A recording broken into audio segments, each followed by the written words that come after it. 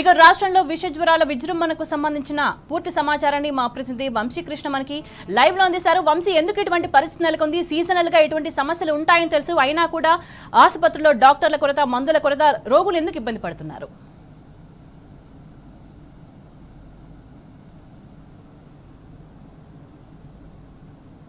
రాష్ట్ర వ్యాప్తంగా విష జ్వరాలు అనేది నానాటికి పెరుగుతున్నటువంటి పరిస్థితి మనకు కనపడతా ఉంది. ప్రధానంగా విష జ్వరాలు డెంగ్యూ కావచ్చు, చికెన్ గున్యా, దాంతోపాటుగా మలేరియా, టైఫాయిడ్ లాంటి విష జ్వరాలు మాత్రం విజృంభిస్తున్నటువంటి పరిస్థితి మనకు కనిపిస్తూ ఉంది.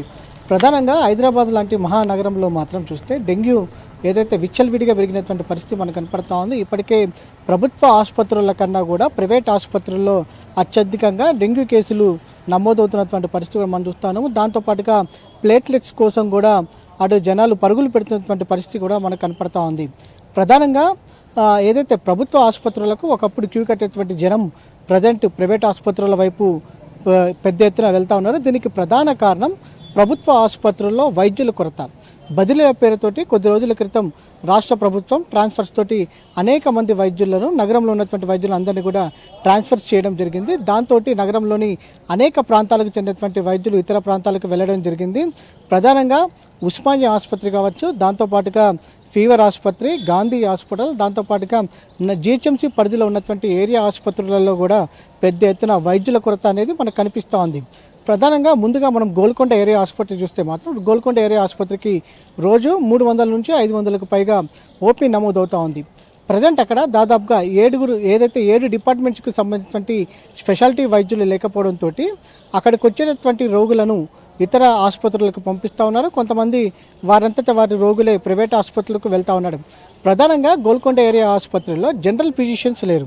సాధారణంగా ఏ ఆసుపత్రులైనా చూస్తే మాత్రం కామన్గా మనకు జనరల్ ఫిజిషియన్ డాక్టర్స్ అనేది కనపడుతూ ఉంటారు. కానీ జనరల్ ఫిజిషియన్ డాక్టర్స్ అనేది గోల్కొండ ఏరియా ఆసుపత్రిలో లేరు. దాంతోపాటుగా పీడియాట్రిక్ కావచ్చు, ఐ స్పెషలిస్ట్ కావచ్చు, ఆర్థోపెడిక్స్ కావచ్చు, జనరల్ సర్జన్ కావచ్చు, ఈ డాక్టర్స్ అనేది ప్రజెంట్ గోల్కొండ ఏరియా ఆసుపత్రిలో లేరు. దాంతోపాటుగా కింగ్ కోటి ఏరియా ఆసుపత్రిలో కూడా వైద్యుల కొరత అనేది మనకు కనిపిస్తూ ఉంది. దాంతోపాటుగా ప్రధానంగా ఫీవర్ ఆసుపత్రి అంటే కేవలం హైదరాబాద్ నగరానికి సంబంధించే కాకుండా రాష్ట్ర వ్యాప్తంగా కూడా కొంత ఫీవర్స్కి సంబంధించి, విష జ్వరాలకు సంబంధించి సివియారిటీ అనేది పెరిగితే ఫీవర్ ఆసుపత్రికి వస్తూ ఉంటారు. కానీ ఫీవర్ ఆసుపత్రిలో ఇప్పుడు కేవలం పనిచేస్తుంది 3 డాక్టర్స్ మాత్రమే. అది కూడా దాంతోపాటుగా గాంధీ ఆసుపత్రి నుంచి ఒక 4 డిప్యూటేషన్ మీద ఏదైతే పీజీ డాక్టర్స్ని ఫీవర్ ఆసుపత్రికి తీసుకొచ్చి పని చేయిస్తూ ఉన్నారు. కానీ రోగుల సంఖ్య అనేది ఫీవర్ ఆసుపత్రిలో రోజువారీగా 500 నుంచి 1000 వరకు నమోదవుతూ ఉంటుంది ఏదైతే ఓపీకి సంబంధించి. కానీ ఇప్పటి వరకు డాక్టర్స్ సంఖ్య అనేది తక్కువగా ఉండటంతో కూడా అడ్మిషన్స్ని కూడా చేర్చుకోవడానికి ఫీవర్ ఆసుపత్రి సిబ్బంది వెనకంజ వేస్తూ ఉన్నారు. ప్రధానంగా ఏదైతే సిబ్బంది కొరత అనేది చాలా స్పష్టంగా కనపడుతూ ఉంది. దాంతోపాటుగా మైక్రోబయాలజిస్ట్ అనేది ల్యాబ్ టెస్టులకు సంబంధించి మైక్రోబయాలజిస్ట్ వాళ్ళు లేకపోవడంతో ప్రైవేట్ ల్యాబ్స్కి కావచ్చు, దాంతోపాటుగా నారాయణగూడ ఐపీఎంలో ఉన్నటువంటి ప్రభుత్వ ఐపీఎంకి సంబంధించి కూడా అక్కడికి టెస్టులు రాస్తూ ఉన్నారు. దీంతో సమయానికి వైద్యం అందక రోగులు అనేక ఇబ్బందులు పడుతూ ఉన్నారు. దాంతోపాటుగా రోగం యొక్క తీవ్రత అనేది కూడా మనకు కనిపిస్తూ ఉంది.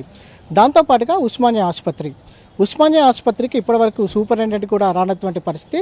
ప్రధానంగా అటు ఓల్డ్ సిటీలో నోరా వైరస్ అనేది కొంత విజృంభిస్తూ ఉంది. దాంతోపాటుగా డెంగ్యూ కేసులు అనేవి కూడా కొంత కనిపిస్తూ ఉంది. ఎక్కువగా ఓల్డ్ సిటీ ప్రాంత ప్రజలందరూ కూడా ఎక్కువగా ఉస్మానియా ఆసుపత్రి వైద్య సేవలను వినియోగించుకుంటూ ఉంటారు. కానీ ఉస్మానియా ఆసుపత్రిలో కూడా వైద్య సేవలు అందకపోవడంతో కూడా వారు కూడా ప్రైవేట్ క్లినిక్స్కి వెళ్తున్నటువంటి పరిస్థితి మనకు కనపడుతూ ఉంది. దాంతోపాటుగా డెంగ్యూ అనేది చాలా తీవ్రంగా హైదరాబాద్ నగరంలో పెరుగుతున్నటువంటి పరిస్థితి మనం చూస్తూ ఉన్నాము. దాంతోపాటుగా వైట్ ప్లేట్లెట్స్ కోసం కూడా కొంత ప్రజలు తిరుగుతున్నటువంటి పరిస్థితి మనకు కనపడుతూ ఉంది. బ్లడ్ బ్యాంక్స్ వెంబడి కూడా వారు వెళ్తూ ఉన్నారు. దాంతోపాటుగా మందుల కొరత అనేది మనకు చాలా స్పష్టంగా కనిపిస్తూ ఉంది. ఈరోజు మనం ఉదయం అటు గోల్కొండ ఏరియా హాస్పిటల్ కావచ్చు, దాంతోపాటుగా ఫీవర్ ఆసుపత్రిని ఒకసారి విజిట్ చేసినప్పుడు అక్కడ మందులకు సంబంధించి కూడా దాదాపుగా ఇవ్వడం లేదనేదే ప్రజల యొక్క అభిప్రాయం చెప్తా ఉన్నారు. దాంతోపాటుగా వైద్యుల కొరతతోటి ఏదైతే 2వ నెంబర్ 5వ నెంబర్కి సంబంధించి వైద్యులు చూసేటప్పటికే దాదాపుగా చాలా సమయం పడుతూ ఉంది. వైద్యుల కొరత వల్ల తమకు ఇక్కడ కూర్చోలేకపోతున్నామనే అంశానికి సంబంధించి కూడా రోగులు స్వయానా చెప్తున్నటువంటి పరిస్థితి కూడా మనకు కనపడుతూ ఉంది. ఓవరాల్గా వైద్యుల కొరత అనేది మాత్రం చాలా స్పష్టంగా కనిపిస్తూ ఉంది. విష జ్వరాలు పెరుగుతున్నటువంటి నేపథ్యంలో ప్రభుత్వం ఇప్పటి వరకు కూడా స్పందించకపోవడం అనేది శోచనీయంగా చెప్తా ఉన్నారు. గతంలో బీఆర్ఎస్ ప్రభుత్వం ఉన్నప్పుడు సాధారణంగా సీజనల్ ఫీవర్స్ విజృంభించేటువంటి వానాకాలంలో ఇప్పటికే పలు రివ్యూలు పెడతారు. దాంతోపాటుగా యాంటీజెన్ కిట్స్ ఏవైతే డెంగ్యూ కావచ్చు, మలేరియా కావచ్చు, టైఫాయిడ్ ఇలా రోగ నిర్ధారణకు సంబంధించినటువంటి పరీక్షలకు సంబంధించినటువంటి కిట్స్ ఏవైతే ఉన్నాయో అవి అవైలబిలిటీ ఉన్నాయా లేవని చెకప్ చేసి ముందస్తుగానే అలర్ట్ చేసి మందులు కావచ్చు, రోగ నిరోధక సంబంధించినటువంటి కిట్స్ను కూడా అందుబాటులో ఉంచేవారు. అటు ప్రజలకు ట్రీట్మెంట్ని తొందరగా అందించేవారు. సందర్భంలో బదిలీ అయిపోయిన డాక్టర్ల స్థానంలో మళ్ళీ డాక్టర్స్ ని ఎప్పుడు నియమించే అవకాశం కనిపిస్తుంది. మరోవైపు ఉన్న డాక్టర్స్ మీద కూడా వర్క్ భారం పెరుగుతూ ఉంటుంది కదా, దీనికి సంబంధించి హాస్పిటల్స్ లో ఉన్న డాక్టర్స్ ఏమంటున్నారు, ఏం మాట్లాడుతున్నారు?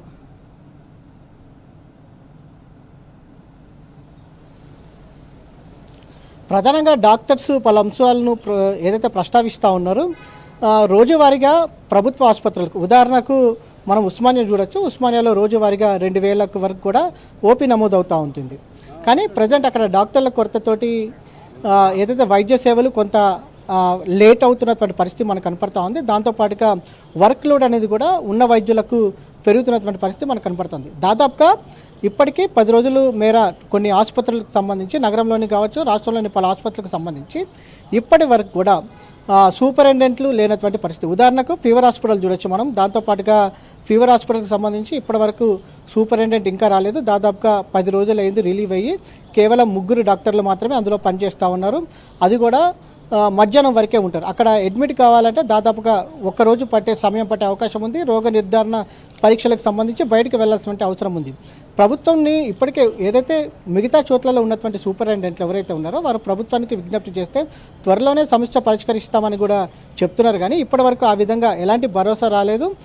ఏదైతే హాస్పిటల్కి సంబంధించినటువంటి రోగ నిరోధక సంబంధించినటువంటి మందులు కావచ్చు, కిట్స్ కూడా రానటువంటి పరిస్థితి కూడా మనకు కనిపిస్తూ ఉంది. నిజంగా రాష్ట్రంలో మాత్రం వైద్య ఆరోగ్య శాఖలో కొంత గందరగోళ పరిస్థితి నెలకొన్నటువంటి పరిస్థితి కూడా మనం చూడొచ్చు. దాంతోపాటుగా ఉన్న నాలుకకు మందేస్తే కొండ నాలుక పోయిందన్న విధంగా ప్రజెంట్ రాష్ట్రంలో వైద్య ఆరోగ్య శాఖ బదిలీల వల్ల రోగులు అనేక ఇబ్బందులు పడుతున్నటువంటి పరిస్థితి మాత్రం మనకు కనిపిస్తూ ఉంది. రైట్ వంశీ.